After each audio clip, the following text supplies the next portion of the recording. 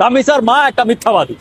আইনজীবী বলছে যে তার যৌনাঙ্গে সেই বীর্যের কোনো অস্তিত্ব পাওয়া যায়নি এবং ডিএনএ টেস্টেও সেটি প্রমাণ মেলেনি। তার মানে এই মামলা অর্ধেক হালকা হয়ে গেছে।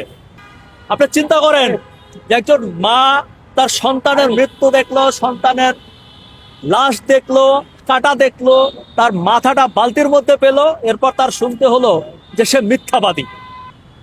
আমি আজকে দুদিন ধরে ট্রায়াল হচ্ছে কোর্টে, আপনারা জানেন সেই শিশু রামিসা ধর্ষণের হত্যাকাণ্ডের। আমার খুব আফসোস লাগে, দুঃখ লাগে যখন কোর্টের খোঁজ খবর নেই, খোঁজ খবর চাই। মানুষ কেন এই দেশে বিচার চায় না তার একটা নমুনা আপনারা দেখতে পাবেন যদি ঢাকা সিএমএম কোর্টে যান, যে সেখানে কি হচ্ছে।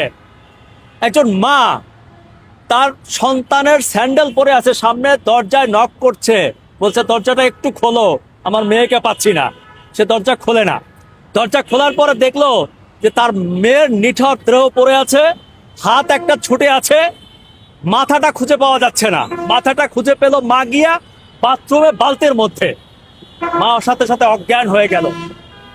আজকে আজকে সেই আদালতে আসামি পক্ষের আইনজীবী বলতেছে মা হচ্ছে মিথ্যাবাদী, তামিসার মা একটা মিথ্যাবাদী। আপনি চিন্তা করেন যে একজন মা তার সন্তানের মৃত্যু দেখলো, সন্তানের লাশ দেখলো, হাতটা দেখলো, তার মাথাটা বালতির মধ্যে পেলো, এরপর তার শুনতে হলো যে সে মিথ্যাবাদী। তার মানে কি, যে এই দেশের মায়েরা আর কোনোদিন বিচার চাইবে না এই দেশে। কারণ একজন মা, একজন বাবা, তারা তো সবচাইতে বেশি ভুক্তভোগী, তারা সবচেয়ে বেশি কষ্ট পেয়েছে, তাদের নারী ছেঁড়া ধন, তাদের জীবন ধ্বংস হয়ে গেছে। শেষ পর্যন্ত তারা বিচার চাইতে গেলে তাদের এরকম বাজে কথা শুনতে হয়, তারা মিথ্যাবাদী। আদালতে এখন কোর্টে ফাইট করতে হচ্ছে।